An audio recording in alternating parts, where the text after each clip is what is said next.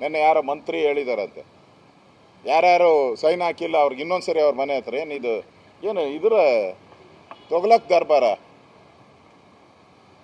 ಒಂದ್ಸರಿ ಆಯೋಗ ಸೈನ್ ಮಾಡಿದ್ದೀನಿ ಅನ್ನೋದಾದರೆ ಅದೇ ಫೈನಲ್ ಆಗಬೇಕು.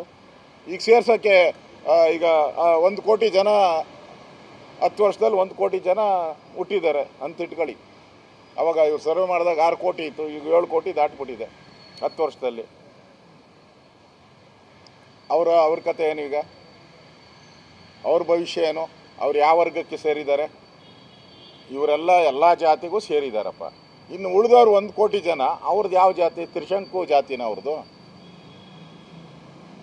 ಆ ತ್ರಿಶಂಕು ಜಾತಿಗೆ ಯಾರು ಹಕ್ಕುದಾರರು? ಅವರ ಭವಿಷ್ಯ ಏನು? ಅವರಿಗೆ ಈ ಒಂದು ಮೀಸಲಾತಿ ಇರ್ಬೋದು ಅಥವಾ ಹಿಂದುಳಿದ ವರ್ಗದ ಒಂದು ಎಜುಕೇಷನ್ ಇರ್ಬೋದು, ಕೆಲಸ ಕಾರ್ಯಕ್ಕೆ ಅವ್ರಿಗೆ ಇರೋವಂಥ ಮೀಸಲಾತಿ, ಅದನ್ನು ಯಾರು ಕೊಡ್ತೀರಾ ನೀವು? ಎಲ್ಲಿ ಸಿಗುತ್ತೆ ಅದಕ್ಕೆ? ಇವೆಲ್ಲನೂ ಕೂಡ ಈ ಮೀಸಲಾತಿಯ ಗೊಂದಲ.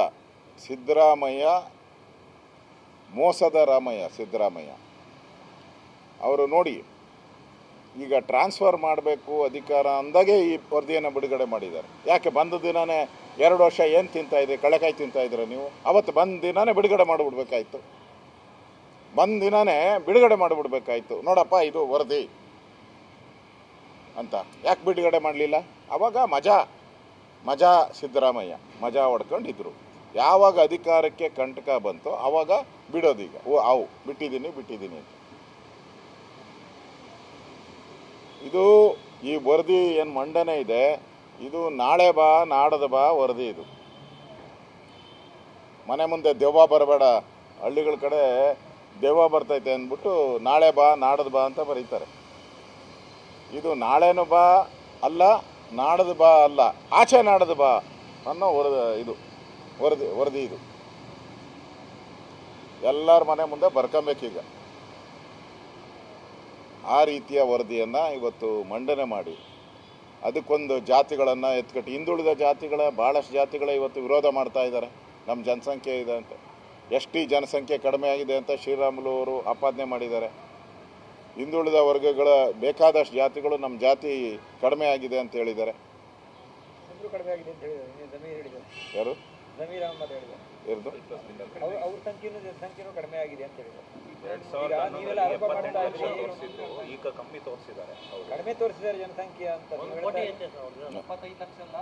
ಅಲ್ಲ, ಆ ಜಮೀರು ಅವ್ರು ಯಾರೋ ಇಬ್ರಾಹಿಂ ಹೇಳೋದು ಕರೆಕ್ಟ್ ಆಗಿದೆ.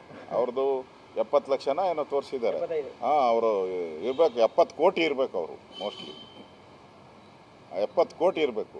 ಅದಕ್ಕೆ ನಾನು ಹೇಳ್ತಾ ಇದ್ದೀನಿ, ಅವ್ರನ್ನ ಅಲ್ಪಸಂಖ್ಯಾತರಿಂದ ಕೂಡಲೇ ತೆಗೆದಾಕ್ಬೇಕು ಅವ್ರನ್ನ ರಾಜ್ಯ ಸರ್ಕಾರ. ಅವ್ರಿಗೆ ಅಲ್ಪಸಂಖ್ಯಾತರ ಸ್ಟೇಟಸ್ಸಿಂದ ಕೂಡಲೇ ತೆಗೆದಾಕಬೇಕು. ಕಾನೂನು ಪ್ರಕಾರ ಸಿದ್ದರಾಮಯ್ಯನ ವರದಿ ಪ್ರಕಾರ ಪ್ರೂವ್ ಆಗಿದೆಯಲ್ಲ ಬಹುಸಂಖ್ಯಾತರು ಅಂತ, ಕೂಡಲೇ ಅವರನ್ನು ಅಲ್ಪಸಂಖ್ಯಾತರಿಂದ ತೆಗೆದಾಕಬೇಕು. ಇಮಿಡಿಯೇಟಾಗಿ ವಜಾ ಮಾಡಬೇಕು ಅವ್ರನ್ನೆಲ್ಲರೂ. ಆಗ್ರಹವನ್ನು ಕೂಡ ನಾನು ಮಾಡ್ತಾ ಇದ್ದೀನಿ.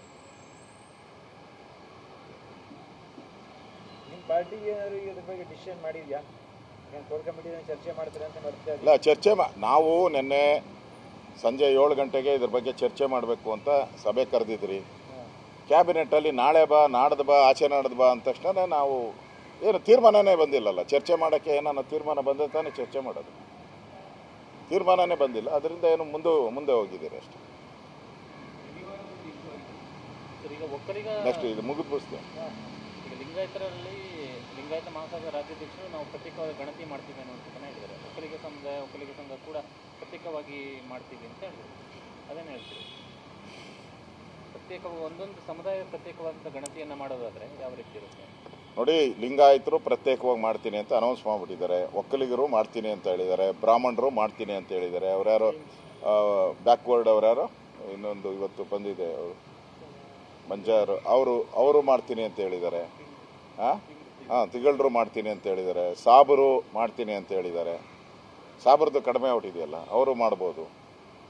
ಎಲ್ಲರೂ ಮಾಡೋದಾದರೆ ಈ ಸರ್ಕಾರ ಏನಕ್ಕೆ ಬೇಕು? ಕಿತ್ತು ಬಿಸಾಕಿ ಈ ಸರ್ಕಾರನ ವೇಸ್ಟ್ ಅಲ್ಲ.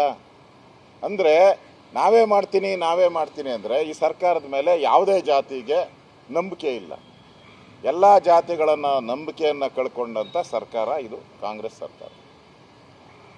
ಇವರ ಈ ವರದಿ ಮೂಲೆ ಬಿಸಾಕಿ ಅನ್ನೋದು ಅರ್ಥ. ನಾವೇ ಮಾಡ್ತೀರಿ ಅಂದರೆ ಈ ವರದಿಯನ್ನು ಮೂಲೆ ಬಿಸಾಕಿ ಅಂತ ಇಡೀ ಕರ್ನಾಟಕದ ಎಲ್ಲ ಜಾತಿಗಳು ಹೇಳದಂಥ ಅಭಿಪ್ರಾಯ ಆಗಿದೆ. ಅವರ